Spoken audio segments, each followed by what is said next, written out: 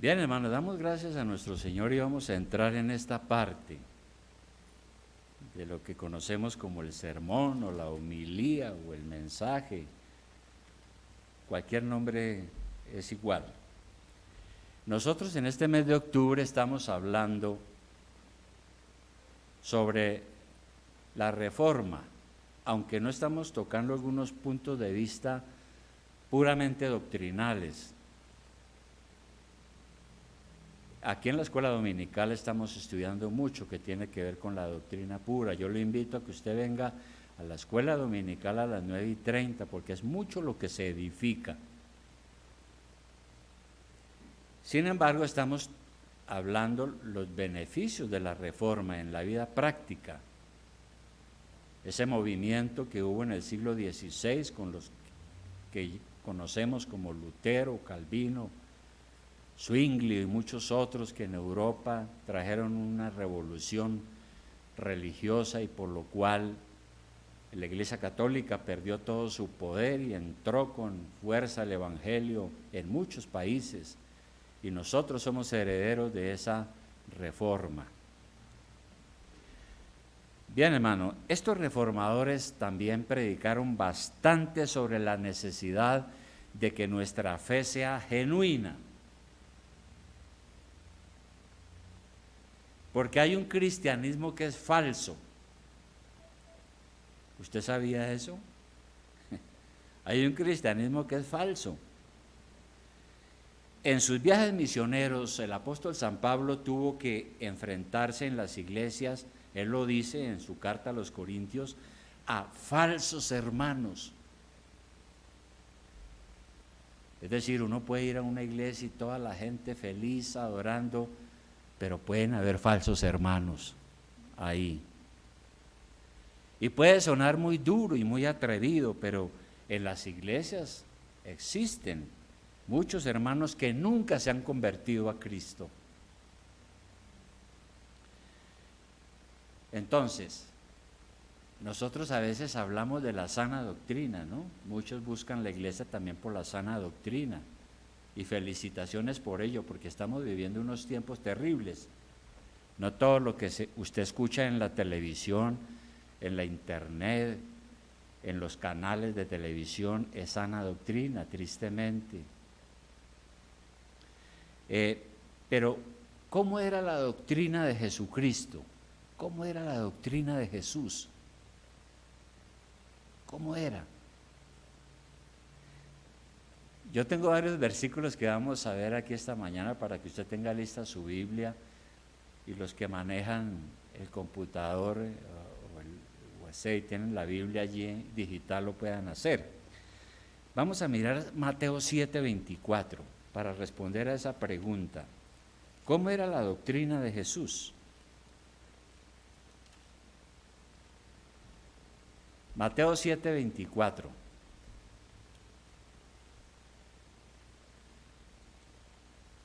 Dice lo siguiente: cualquiera pues que me oye estas palabras y las hace, le compararé a un hombre prudente que edificó su casa sobre la roca.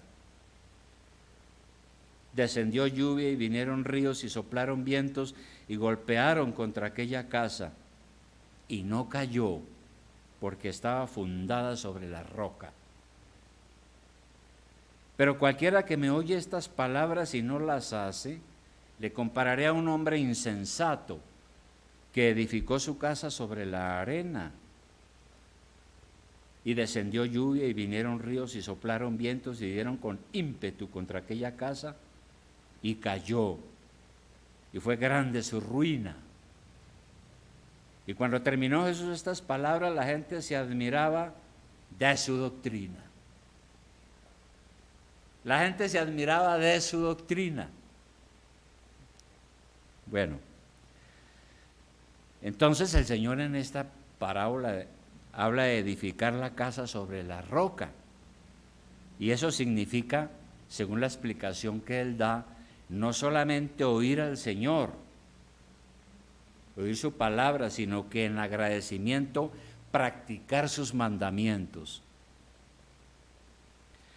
Y podrán venir pruebas difíciles en la vida, pero la persona no será movido porque su vida está edificada sobre la roca que es Cristo, porque es una persona obediente que pone en práctica la palabra.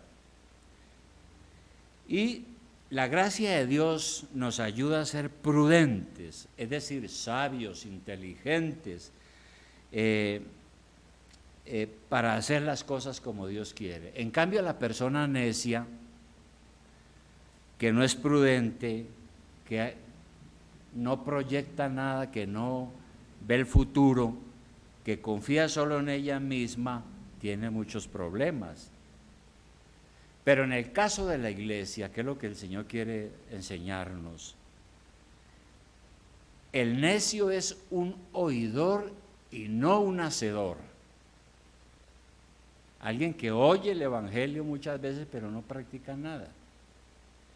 El hombre prudente que muestra por sus hechos que ha recibido un corazón nuevo y que escucha las palabras de Dios y le pone atención a las palabras del Señor, está edificando sobre la roca y va a tener un futuro bendecido y no será avergonzado. Todo esto entonces, hermano, para ir pensando en que el evangelio no es una doctrina de solo palabras, sino de vida. Es decir, el evangelio no es bla, bla, bla. La palabra de Dios nos enseña que si tenemos a Cristo como nuestro Salvador, si hemos sido hechos nuevas personas, tenemos que despojarnos de la vieja persona que éramos antes para vestirnos como personas nuevas según Cristo. ¿Qué dice, por ejemplo, Efesios capítulo 4? Efesios capítulo 4, versículo 20. Efesios 4:20.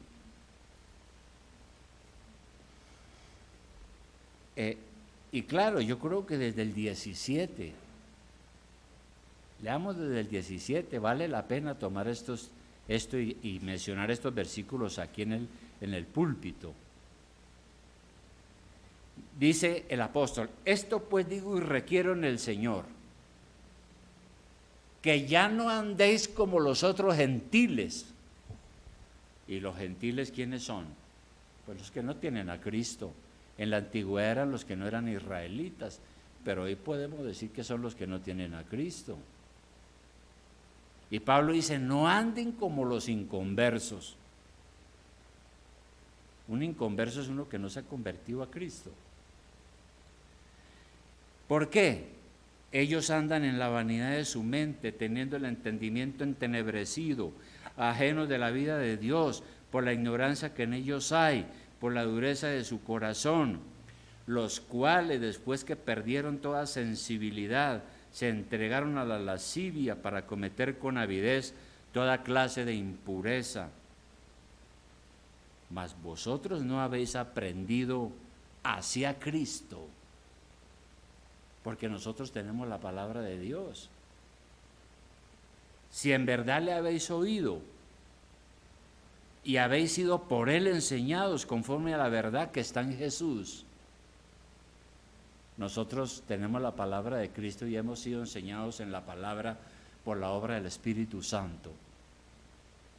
En cuanto a la pasada manera de vivir, despojados del viejo hombre que está viciado conforme a los deseos engañosos y renovados en el espíritu de vuestra mente,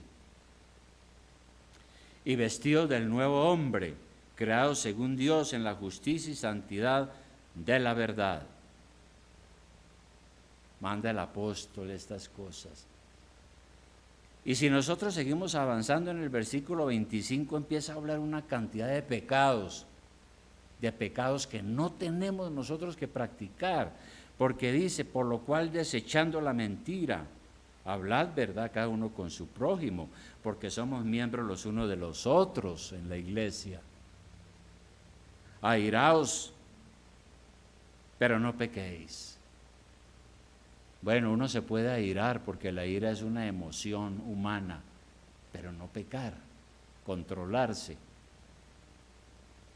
No se ponga el sol sobre tu enojo ni deis lugar al diablo. El que hurtaba no hurte más, trabaje haciendo con su mano lo que es bueno, para que tenga que compartir con el que padece necesidad. Ninguna palabra corrompida salga de vuestra boca, sino la que sea buena para la necesaria edificación a fin de dar gracia a los oyentes. Y sigue hablando de otros pecados ahí que usted los puede leer en su casa, ¿verdad? Y por eso yo digo que la doctrina no es bla, bla, bla, sino que es vida. La doctrina es para la vida. Para eso la doctrina. Vamos a mirar Santiago 1:22. Santiago 1:22.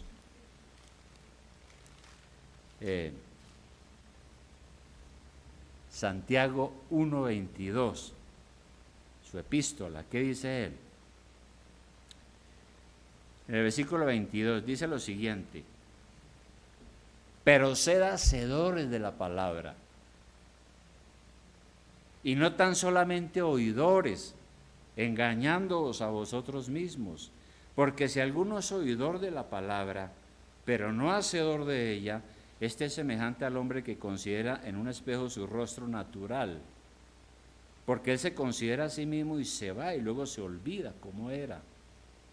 Mas el que mira atentamente en la perfecta ley aquí es la Biblia, la voluntad de Dios, la de la libertad y la doctrina de la gracia, y persevera en ella, no siendo oidor olvidadizo, sino hacedor de la obra, este será bienaventurado en lo que hace. Entonces, lo que está diciendo Santiago aquí, en otras palabras, es: presten atención a la palabra de Dios. Si alguien escucha el mensaje, este mensaje o cualquier otro mensaje, pero no pone verdadera atención, se engaña a sí mismo. Si se limita a escuchar la predicación del Evangelio y al final del culto se va como si la palabra de Dios no hubiese tenido nada que decirles, perdió el tiempo. Todo lo que uno escucha en la iglesia es para ponerlo en práctica. Si no, entonces, ¿qué hace en la iglesia? ¿A qué vino? Para que la doctrina nos sea útil y provechosa, la enseñanza debe penetrar hasta lo más íntimo de nuestro corazón, a fin de que muestre su eficacia a través de nuestra vida y transforme nuestro ser, porque eso es lo que hace la palabra y la doctrina: cambiarnos, transformar nuestro ser, naturalmente con la obra del Espíritu Santo. Así las cosas, ¿de qué sirve que usted conozca la sana doctrina? ¿De qué sirve eso? Y sea un estudioso de la Biblia si usted no está poniendo en práctica eso que usted sabe. Hay que poner en práctica eso que usted sabe. Algunas personas dicen orgullosamente: soy cristiano, pero no se preocupan por su manera de vivir. Eso es una contradicción. Miremos primera de Timoteo 6, que está un poco atrás. Primera de Timoteo 6, 3. Carta del apóstol Pablo a Timoteo, capítulo 6, versículo 3. Primera carta, capítulo 6, versículo 3. Mira lo que dice el apóstol: si alguno enseña otra cosa, porque la doctrina es la enseñanza, eso es la doctrina, enseñanza. Si alguno enseña otra cosa y no se conforma a las sanas palabras de nuestro Señor Jesucristo y a la doctrina que es conforme a la piedad, está envanecido y nada sabe. Y está metido en discusiones y cosas de palabras, y en disertaciones y discusiones teológicas y cosas, pero estás perdido porque no se está conformando a las sanas palabras del Señor. Entonces, si nuestro cristianismo es verdadero, nuestra fe no puede ser fingida, ¿verdad? Uno no puede ser un cínico, una persona que no tiene vergüenza, descarada, mostrando lo que no es verdaderamente. Debemos demostrar que somos discípulos de Cristo, nuestro Maestro. Primera de Juan 2, versículo 3, que es otro versículo muy interesante. Primera de Juan capítulo 2, versículo 3, que fue una lectura que tuvimos hace un momento. Dice aquí el apóstol Juan lo siguiente, dice: y en esto sabemos que nosotros le conocemos. Nosotros somos cristianos porque conocemos a Cristo. Claro, yo no lo he visto corporalmente, pero creo en Él y he sentido y experimentado la obra salvadora en mi propia vida y sé cómo es el Señor, quién es Él, que ha dado su vida por mí en la cruz. En ese sentido conocemos al Señor espiritualmente. Dice aquí, y en esto sabemos que nosotros le conocemos si guardamos sus mandamientos. El que dice yo le conozco y no guarda sus mandamientos, el tal es mentiroso y la verdad no está en él. Pero el que guarda su palabra, en este verdaderamente el amor de Dios se ha perfeccionado. Por esto sabemos que estamos en él. El que dice que permanece en él debe andar como él anduvo. ¿Cómo conocemos a Cristo? Ya lo dije, por la experiencia de la salvación. Entonces nuestra fe no debe ser fingida, pero tampoco se debe abusar de la libertad cristiana. Nosotros somos libres, dice la palabra. ¿Por qué? Porque Dios nos ha librado de los ritos, ceremonias, de creer que uno se gana la salvación a través de hacer muchas cosas. Hemos aprendido que la salvación es por la gracia de Dios por medio de la fe. Y somos personas libres de muchas cosas, de muchas cadenas que teníamos, de carácter religioso. Pero algunos piensan que como Dios es amor, todo lo perdona. El Señor es tan lleno de gracia que no mira nuestros pecados. Y así hay mucha gente que cree eso. No, Dios me perdona porque Él es solo amor. Pero ¿qué dijo Pablo en 1 Corintios 10? 1 Corintios 10. 1 Corintios 10, 23. 1 Corintios 10, 23. Él dijo algo importante a nosotros, ¿no? Porque es una carta a la iglesia, no es para nosotros. Dice, todo me es lícito, pero no todo conviene.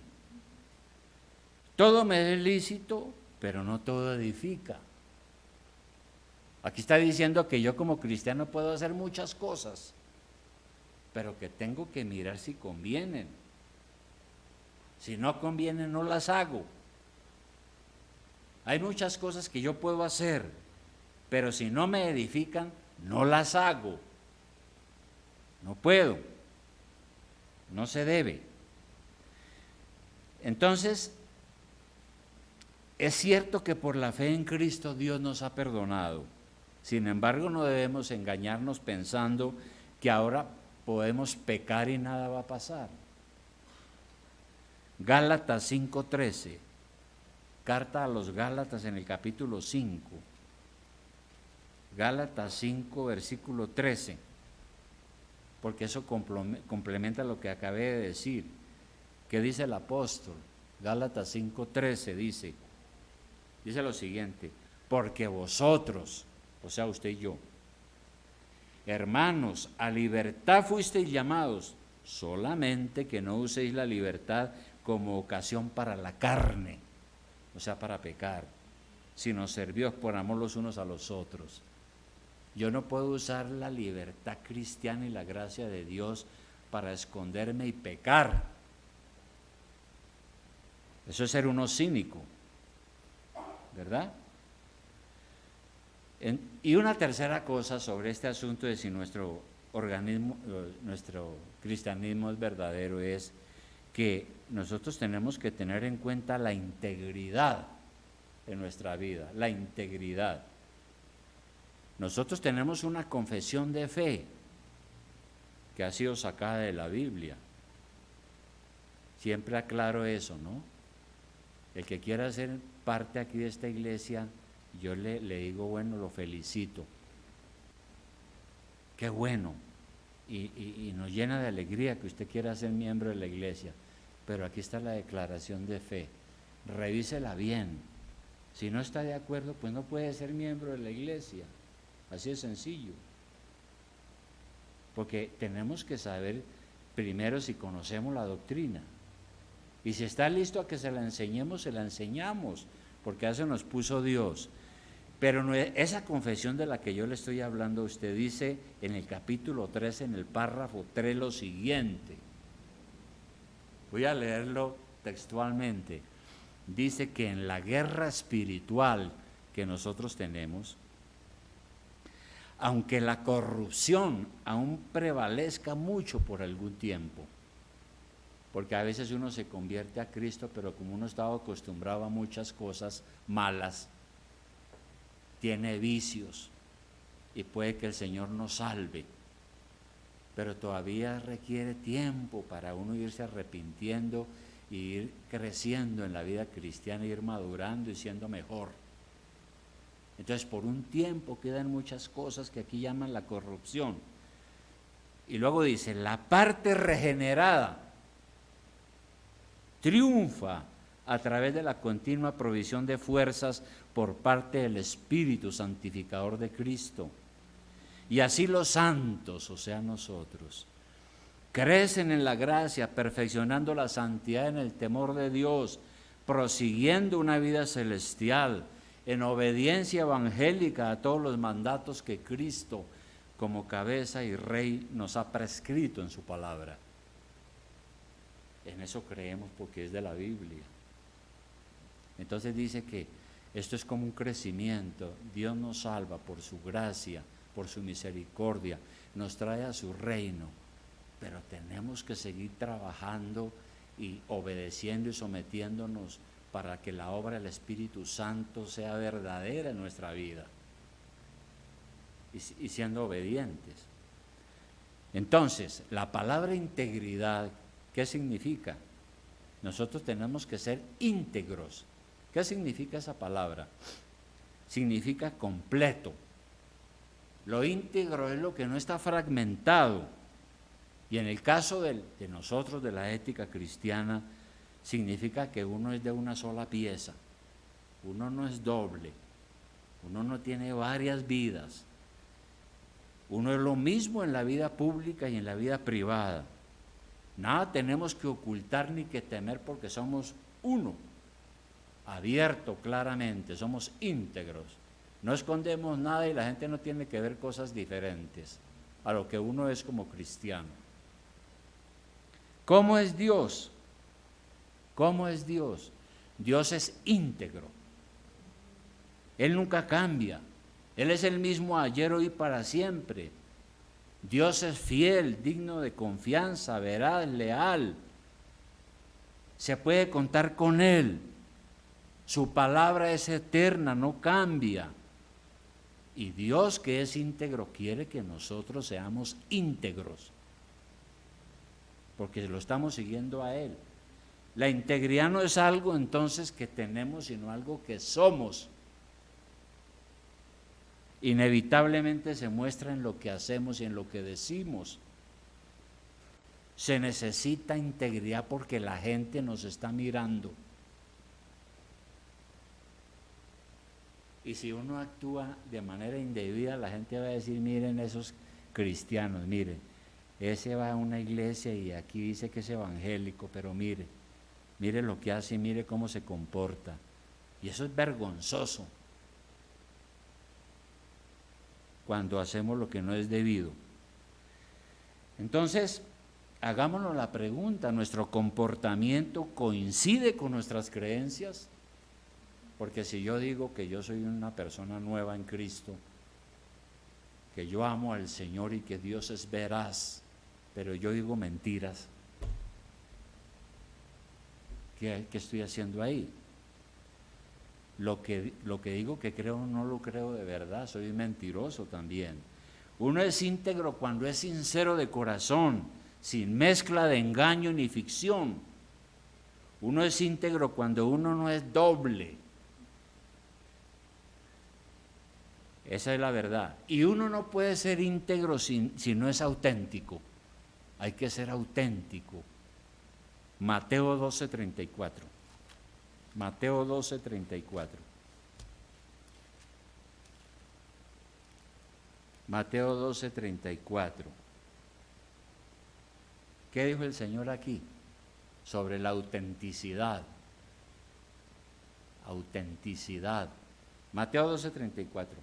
Mire el Señor cómo está hablando de duro y de directo. ¿Sabe qué le dice a todos los que están ahí? Generación de víboras.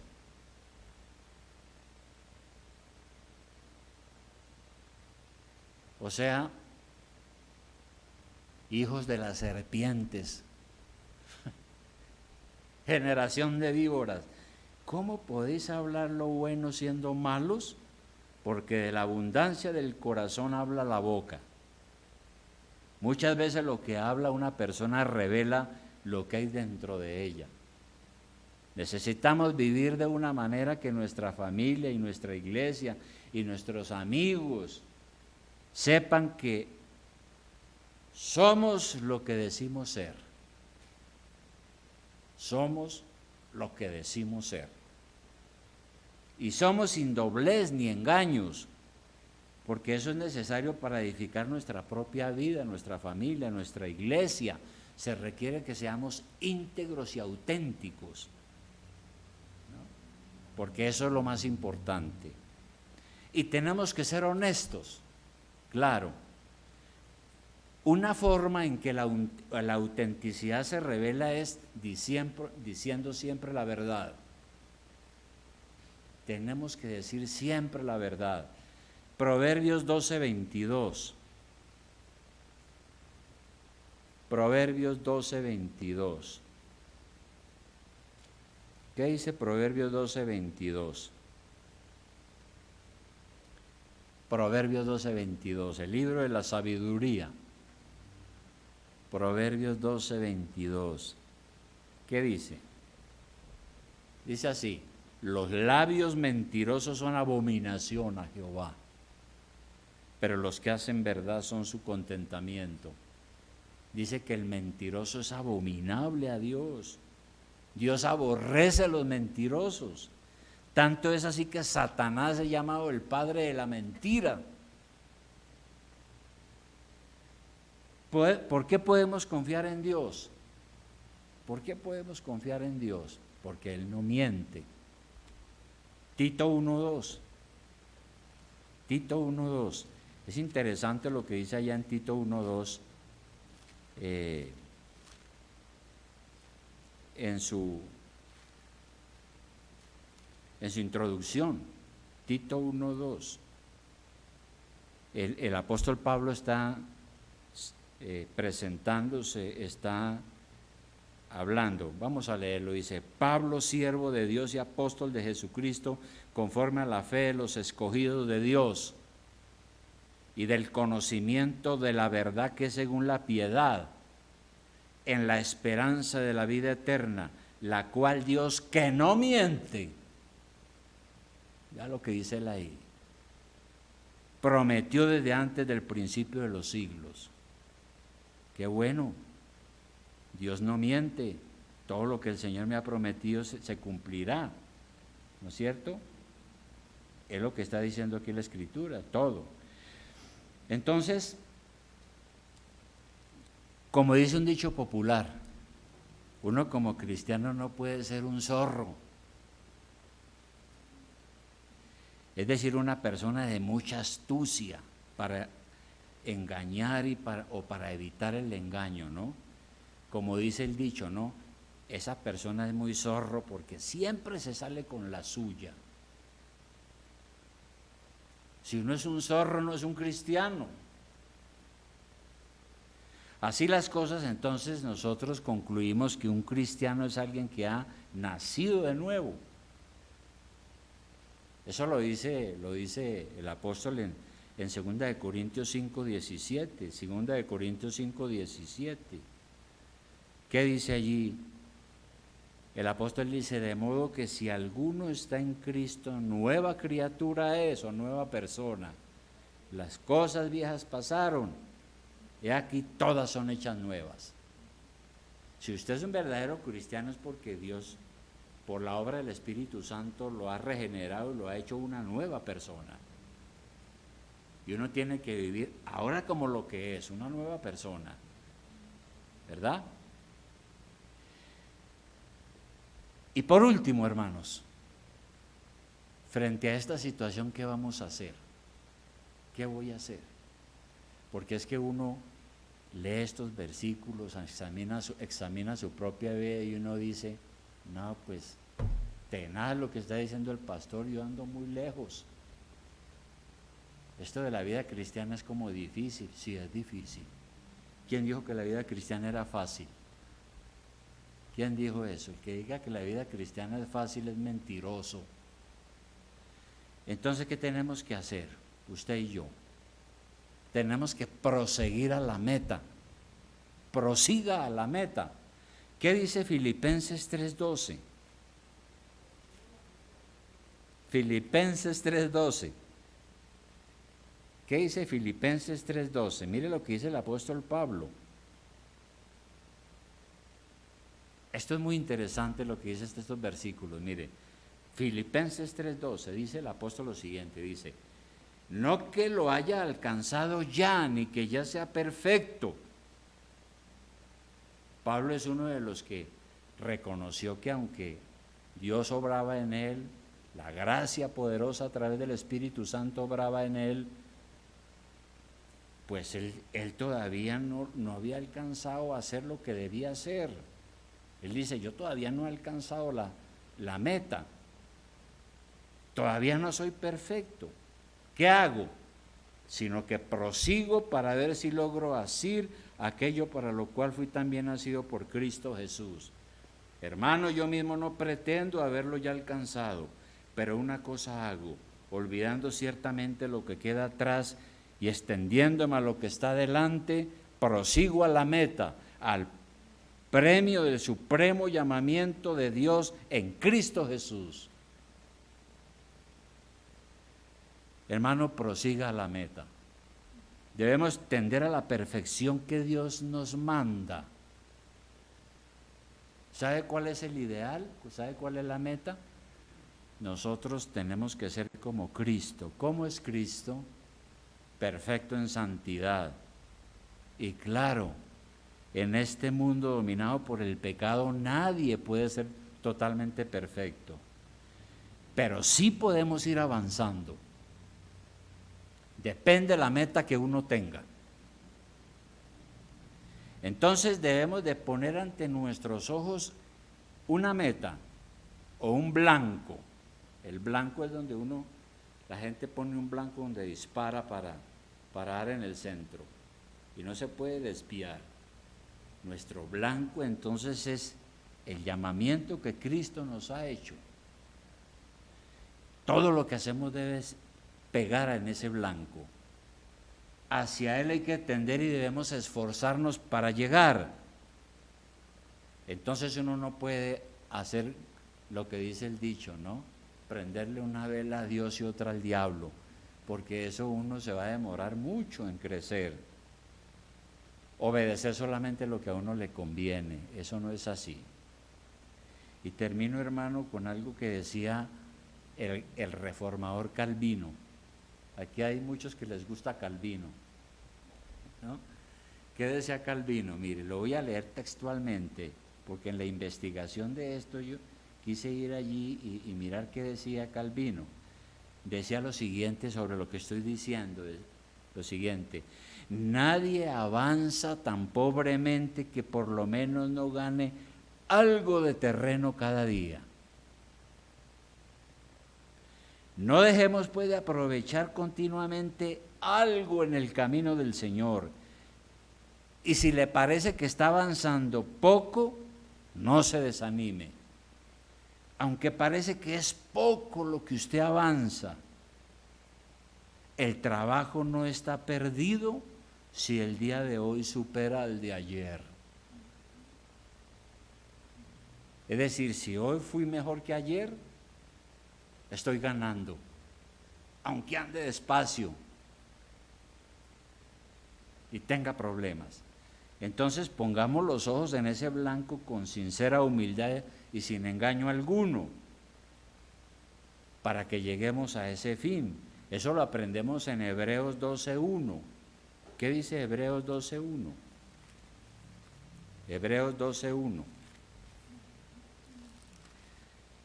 Hebreos 12:1 dice, Hebreos 12:1, muy lindo esto que está aquí. Dice, a usted y a mí, dice: por tanto, nosotros también teniendo en derredor nuestro tan grande nube de testigos. ¿Y cuál es esa nube de testigos? Pues todos los que fueron fieles en el Antiguo Testamento, ¿no? Ahí menciona a Noé, a José, a toda esta gente. Despojémonos de todo peso y del pecado que nos asedia y corramos con paciencia la carrera que tenemos por delante, puesto los ojos en Jesús, el autor y consumador de la fe. Y sigue hablando de esta necesidad. Y esto significa dejar el pecado y esforzarnos para cada día ser mejores. La vida cristiana es un proceso de transformación para ser más como Cristo. Naturalmente el Espíritu Santo es el que nos transforma para ser más como Jesús. Pero mire, hermano, Dios hace su trabajo en nosotros y a la vez nosotros ponemos todo de nuestra parte. Todo. Conclusión, hermanos, a esto. Recuerde, debemos ser hacedores, poner en práctica la Biblia, lo que aprendemos, no solo ser oidores. En Juan 8:31 dice lo siguiente el Señor, no quiero dejar ese versículo por fuera. Juan 8:31, este último versículo, no lo quiero dejar por fuera. Juan 8:31 dice: dijo entonces Jesús a los judíos que habían creído en él: si vosotros permaneciereis en mi palabra, en la doctrina, seréis verdaderamente mis discípulos y conoceréis la verdad y la verdad os hará libres. Dijo el Señor. No podemos ser seguidores o discípulos de Cristo si no hacemos caso de su palabra. Seamos íntegros, auténticos, honestos, sin mentiras, transparentes. Edifique su vida sobre la roca que es Cristo. Si usted está edificando su vida sin obedecer al Señor, pues está edificando sobre la arena y su ruina va a ser grande. Con los años se va a dar cuenta de lo equivocado que estaba. Así que, hermanos, ¿estamos poniendo en práctica lo que aprendemos aquí en la iglesia? ¿O lo que usted lee en la Biblia lo está poniendo en práctica? ¿Obedece lo que dice la Biblia? Recuerde, la sana doctrina es para la vida. ¿De qué saca uno con conocer la Biblia de memoria y toda la sana doctrina y no practica nada? Que cada día que pasa usted pueda decir: estoy mejorando con la ayuda de la gracia de Dios. La verdad que yo llevo de convertido como 50 años, 40 y algo de años. Y yo me acuerdo de cosas cuando yo llevaba 10 o 15 años de cristiano, y me da vergüenza, hermano. Porque si uno no es hoy mejor que lo que era hace 5 años o 10 años, algo grave está pasando en la vida de uno. Tenemos que estar mejorando, santificándonos con la gracia de Dios que está disponible para nosotros. Hermano, que Dios lo ayude y nos ayude a lograr esto. Prosiga la meta, no se desanime. Como dicen, eche para adelante, hermano. Y como dice Hebreo, nosotros no somos los de los que retrocedemos, ni un paso atrás ni para tomar impulso, dicen por ahí. No, vamos adelante, vamos a orar.